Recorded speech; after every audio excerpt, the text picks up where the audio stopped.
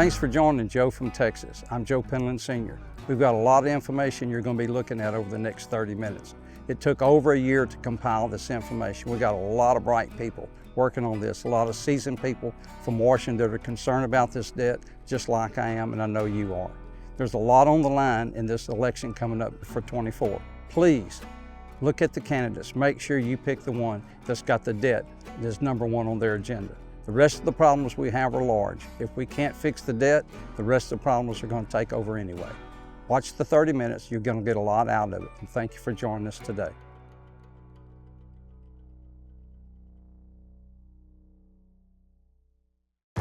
I want to introduce you to a friend of mine, Joe from Texas. Come on down, Joe.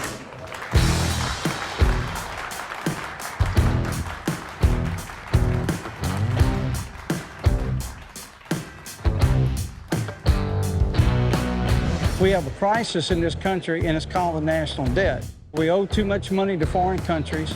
Social Security is running out. What we need to do is we need to find a candidate on either side that has the debt on their mind. We have an addiction in this country of spending more than we take in. There's no reason for that. You couldn't run your house, you couldn't run your business if you spent 30% more than you take in every month or every year. We can look out the windshield now and get this thing straight, but we got to have somebody, man or woman, that's got the backbone to say enough is enough.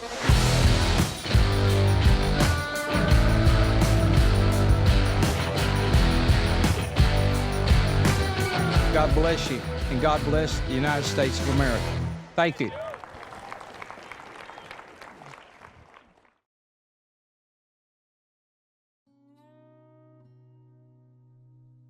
All the money that's given away, that's going to come back to the taxpayers, or it's going to come back to your children, your grandchildren, to have to bear that someday. You don't make a debt and it just goes away. I've heard some of the people in Congress say that we can't spend too much money. We'll never run out of money. Now you think about that. Now those are intelligent people. You know, a law degree does not make a president. Common sense, some business sense, and a lot of hard work in doing what's right and doing what's in your heart for this country, that makes a good president. Just because somebody's educated, that's not going to make the best president. A person that's had some of the problems that we're talking about today and have overcome them, that's the man or woman you want in office. And it's got their head screwed on straight to help this country, not take this country in just to another direction. You know, the country talks about every day when you're at lunch or you're in any meetings, the first topic that comes up is always the economy. And you know, you really get tired of going back to this one thing. But you know, if you look at it, that's the root of most of our problem is our economy. And you look at, try to dissect what is really wrong with our economy. Well, one thing is obviously we spend too much money, we give too much money away. But the other thing, if you look back at what's happened to the amount of people working every day, this country has got a lot of jobs that are not filled today. So every year we get to where we're more and more dependent on foreign countries and people to make our products. And when that happens, then that hurts your economy in many, many ways. The man working here today and takes his check home turns over 7 times in the local economy. When you buy something that was manufactured foreign country, that doesn't turn over any in this country. It's just the person that sold it and the person that bought it and maybe somebody that handled it. But the real jobs is when you make those things. And we've seen those jobs dwindle and dwindle and dwindle. And now, the direction the country is going in now is trying to say, well, how are we going to get out of the fix that we're in? You know, we've gotten in this fix here, not overnight financially. And that's our #1 problem in the United States today is our financial situation. You know, you can put it on crime, you can put it on health, you can put it on jobs, but when you get right down to it and look at your household, if you don't have X amount of dollars coming in, then you're going to have to cut something out. Now, if you continue to spend like you had the same amount of money coming in, or you even exceed that, then it's going to come to a point where there's a breaking point. And what does that mean? It means they're going to cut your credit cards off, or people's going to come repossess things or so forth. But that's how real life is. Now, that's not how it is in Congress. That's not how it is in administration. They can spend whatever. They brag a lot, from year to year that, hey, we took in 4.6 trillion, but they spent 6.8. They brag the next year, we took in more money. We took in $5 trillion. Well, let me just stop right there. Where did you get that? You got that from the American people. You didn't get that from foreign countries. So that means you had to get more from the same amount of people that you got from last year. That's not a bragging point, that's just a fact. Okay, so now we take in $5 trillion this past year. What'd you do with that money? You spent that plus $1.5 trillion more. So it really doesn't matter when you look at the government how much tax or how much revenue they get. They always spend more than they get. No other company, no other family, no other business in this country, or maybe, matter of fact, the world, could operate like the U.S. government. Doesn't matter what you spend. We're going to take in, and if we're short, we're just going to borrow it. We're going to put that debt further and further and further down the road. The only thing you can do to stop this cycle is to hopefully elect an administration that has nothing on his or her mind but doing what's right for America. There's no saying, put your money where your mouth is. And I'm Joe from Texas, and that's exactly what I plan on doing. The national debt's completely out of control. You can't keep adding this on to the backs of the American people or the taxpayers. It's wrong. I want to educate people about what's going on. They say our economy is sound. Well, that's a lie. There's no reason to lie to the American people anymore, but I don't think the politicians are going to tell you the truth. Your money is supposed to be your money, but your money is their money, and their money you can't get back. And their money they get to waste, which was your money. When $5 trillion came in, where did it go? It paid for the Medicare, it paid for the Medicaid. They're borrowing money that you're going to have to pay back. And you just have to accept that. I don't think that's what our forefathers thought about when they sat down and wrote out what we live by today. That's why I'm working to do something about it. Let's save America. Go to joefromtexas.com and help me spread the word. Another thing that's going to help, if we can ever get this to happen, that would help, I guess, the way your politicians work for you, is if we could ever get term limits. The President of the United States gets to serve 2 terms if he or she does a good job. But people can get elected to Congress and stay forever. Nothing is forever. And we should always have, if we're new people are coming on with new ideas, and usually when somebody comes on, they're energetic and they've got some good ideas and they've heard a lot of problems and they want to get there and they want to try to solve them. But sometimes when you get locked into a place, you kind of get in a rut and you just go along, and maybe you're part of the elite or you're part of the team, so you don't really go against the grain too much. I think term limits ought to be, in my mind, around 24 years. I'd like to see it go a couple of presidents. I'd like to see the Congress be, stable. But when you have your elections, your midterm, and every 2 and every 4 years, you still have them. So you're going to have people coming on and going off all the time. But nobody needs to stay over 24 years. I mean, you think about that. Congress to me would be about like a football player. You don't see many of them stay 45, 50 years. They can't run as quick. They're not as agile. They're going to get hurt. And if they get hurt, it takes a long time to get them back healthy. So we need good, healthy, young, middle-aged people. Not saying you can't get anybody as old as me. But if I was to go to Congress tomorrow, that'd be one thing. But I don't need to be 73 years old and Congress has been there 50 years. That'd be ridiculous. We need to have new people there. And then if we do have new people there and they're feeling the pinch of what's happening day to day in our economy, they're not going to be happy about the administration giving money away that we don't have. When you borrow money to pay something that you borrow money and you buy a car, you borrow money and you buy a house, you got something for it. And you work hard and you're proud, you come home every evening, you see it, you got a job and you're paying toward that, makes you feel good. But you think about your Congress right now, your administration borrowing money and sending it to Ukraine. borrowing money to send out of this country. They're borrowing money that you're going to have to pay back, or your children or your grandchildren is going to have to pay back. And you just have to accept that. Now, to me, I find a whole lot wrong with that. You go to your mailbox today and you open the mail and you're sitting there at the table and your wife says, our neighbor charged $4,000 on our credit card. And you call the credit card people and say, well, you know, you're still going to have to pay it. You wouldn't like that. But yet your government will charge money. They'll borrow money and give it away and then tax you more to get it back until you got no say-so in this. You're just going to have to be there and you're going to have to do what you're told. Well, I don't really think that's the way our democracy was set up. I don't think that's what our forefathers thought about when they sat down and wrote out what we live by today. That we was going to shove it down the American people's throat whether they like it or not. We could do a good job, a bad job, a mediocre job, but no matter what, they had the say and we have none. That's why I spend so much time trying to get people to go to the polls in the midterm.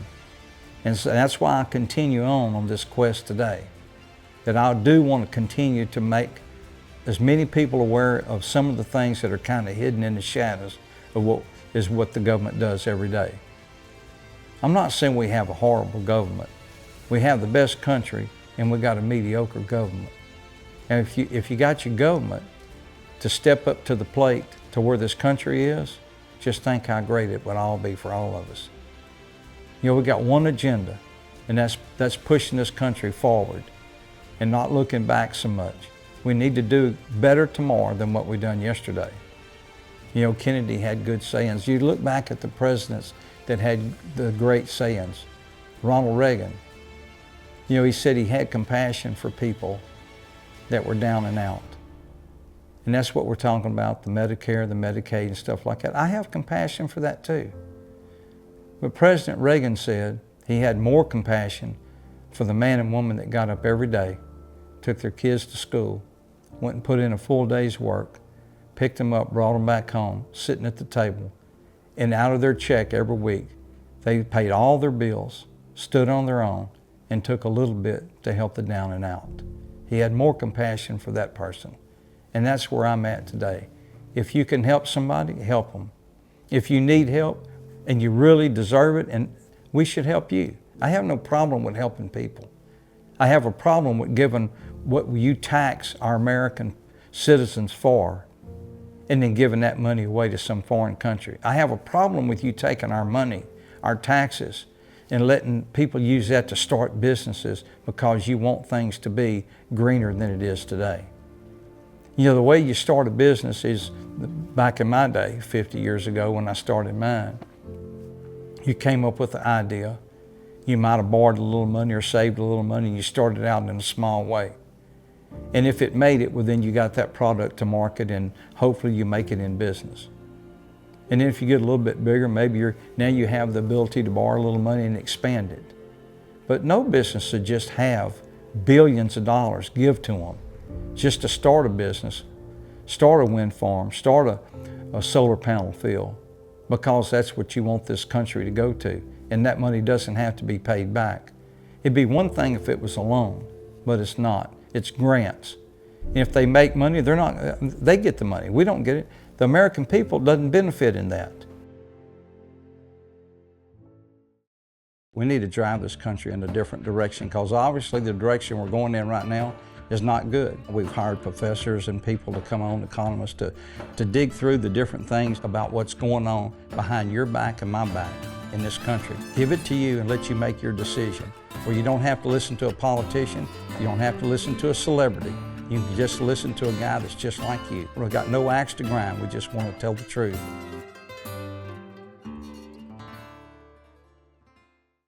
You know, we have energy. We have good, clean energy in this country. I'm going to move over on that just a little bit. You know, there's technology today. When the president said he wanted to cut back on the carbon emissions, there's technology today that refineries are putting in that's going to get them to, I think, if I don't misquote it, in the 90% that they'll collect that much emissions. And if they do, then again, you've got all this energy that we have in this country that now we can do and use it, and it's a whole lot more affordable, burns clean. We got it right here. And we can use that now and still achieve, I think, what the president wanted to achieve. I'm totally against polluting our country. I don't want to see that in any way. I don't want to trash our waterways and our forests and everything. I don't want to see things destroyed. But just to say that you jump from one industry that's been around for over 100 years to another industry just because that's what you want it to be at all cost, at any cost, that's ridiculous. There's no reason to put all of this trust just in one thing. And if you look at it and you look at where the products are coming from for this new dream that's out there today, they're being made foreign. How much more does American people have to take? It's shoved down your throat, and we're going to build it foreign. And I heard the president say the other night that on all of the new jobs that I guess that are government funded, the infrastructure and so forth, he wants it all to be U.S. steel, U.S. lumber, U.S. people, and everything needs to, he said, buy U.S. to do all these projects. Well, Mr. President, we can't do it. We don't make it here no more. Are we going to shut down these projects because you want it to be bought for? Just because you want it, don't make it happen. It'd be nice if we bought all of the goods that went on a project here in the United States. That would be great. But we got to get our manufacturing back first before we make that kind of statement. Now, if we make the statement, everybody stands up and applauds, but it's like clapping because the guy fumbled the ball. You don't get no points off of it. We need to be applauding things that do good for this country and not just applauding somebody's wish list. It'd be nice to do that. It'd be nice to buy everything local. I would love that. The economy it'd be unbelievable what it would do for this economy. That's why we have talked about that for years here in our company, that we need to get this country back to making all as much as we can here. We're never going to get completely away from buying from other countries. That's okay. We just need to get a lot of it back. And we can do that. But we need to quit giving money away that's really not ours. If Congress had to say, well, I'll tell you what we're going to do, administration and Congress, if we balance the budget this year, don't pay, I'm not saying you have to pay anything back, just balance it. If you don't balance it, you don't get paid. You're getting paid because you're borrowing money to pay your salary because you're not making your ends meet. I don't think that's fair. If you go to Congress and you're there, okay. If you do your job, get paid for doing your job. If we come up at the end of the year and you took in $5 trillion, you spent $6.5, and you're not going to get your check, you'll quit giving that money away. You'll take some of that 87,000 people that he applauded his cell phone for hiring and put them out there trying to get that fraud to stop on the federal government. $2 trillion in 18 years. We just ignore it. But let the average American person or business wait till April 16th to get their taxes filed. Look at your interest and penalty for one day. But we can give away billions of dollars of your money. And we can stand there and state that the State of the Union is strong. Give me a break.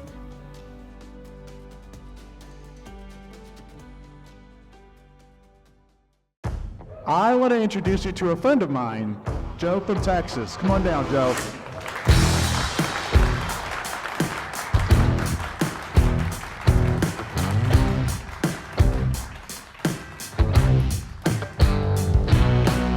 We have a crisis in this country, and it's called the national debt. We owe too much money to foreign countries. Social Security is running out. What we need to do is we need to find a candidate on either side that has the debt on their mind. We have an addiction in this country of spending more than we take in. There's no reason for that. You couldn't run your house, you couldn't run your business if you spent 30% more than you take in every month or every year. We can look out the windshield now and get this thing straight, but we got to have somebody, man or woman, that's got the backbone to say enough is enough.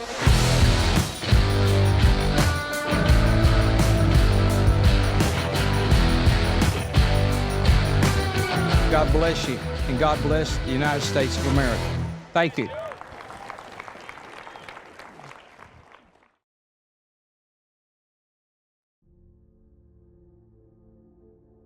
People buying homes, people buying cars, people buying appliances. A lot of people use credit, and that's been the American way, and it's nothing wrong with that.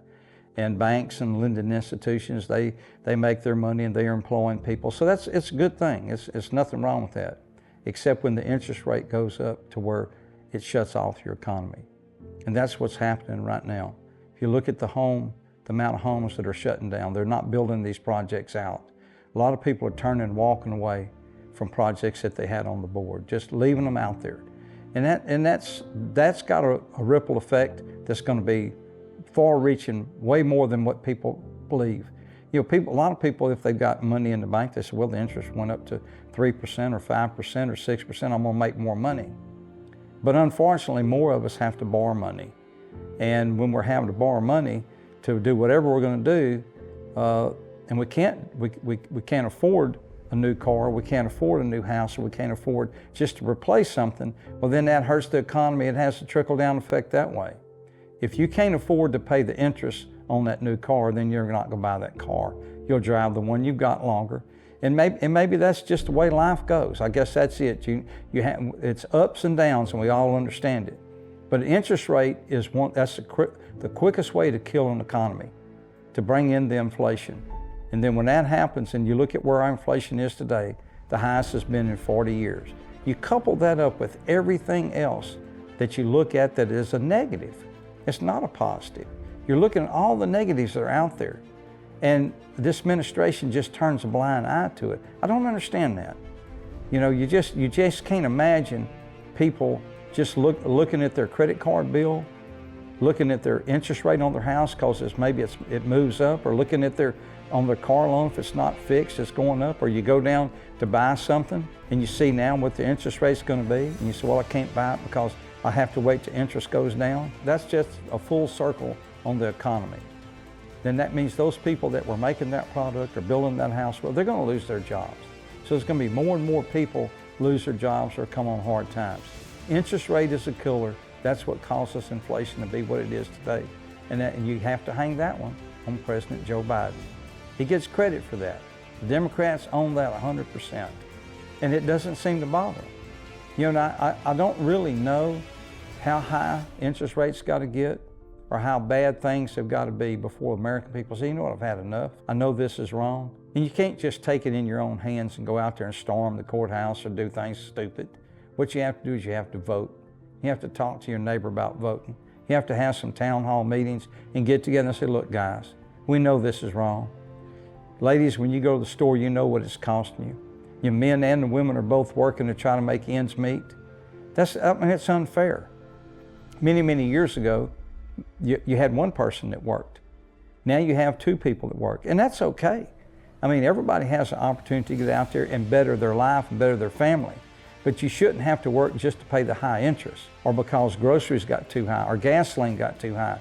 You need to be able to take the fruits of your labor and enjoy it, and not pay it out because somebody's mismanaged this economy for you. You know, you don't run your household that way. We don't run our business that way. We don't depend on electricity every day here. Sure, to run your air conditioning, sure, to run your lights. But if I was dependent on a solar field today, solar panels or wind farm, with the overcast we've had this week, the rain we've had in our forecast, you know, don't think that they run the same when the sun's not shining on them, because they don't. And when there is no wind, what happens then? It's all unreliable. It's all untested to a big degree. It's tested at a little degree. That's why we need it in moderation. We need to be a substitute and an ally to what we're already doing. We need the solar panels. We need the wind farms. I'm 100% for that. I'm 100% for anything that improves and makes this country better. But to put all our eggs in one basket, like I said earlier, that's so wrong. That's so short-sighted. And to let your interest rate choke your economy when we had the best economy going, again, that has to fall on the administration. Can't fall on the prior administration, because you look at what the interest rate was at that point, and you look at what it is today, and they're doing nothing to control that, except blaming big oil that they're making too much money, or blaming this industry that they're making too much money. And it's always the blame game. It's always the blame game. And they're sitting there with the power to make all the rules and all the laws. But they blame individual companies for making our interests and our economy and our inflation what it is today. Isn't that convenient? That is real convenient to always be pointing the finger at somebody else. Sooner or later, you're going to get somebody in that White House that'll stand up, a man or a lady, and say, look, I own it. It's me. The buck stops with me, good or bad, and be honest with the American people. Won't that be refreshing? I'd like to see, I hope I live to see that. There's no saying, put your money where your mouth is. And I'm Joe from Texas, and that's exactly what I plan on doing. The national debt's completely out of control. You can't keep adding this on to the backs of the American people or the taxpayers. It's wrong. I want to educate people about what's going on. They say our economy is sound. Well, that's a lie. There's no reason to lie to the American people anymore, but I don't think the politicians are going to tell you the truth. Your money is supposed to be your money, but your money is their money, and their money you can't get back.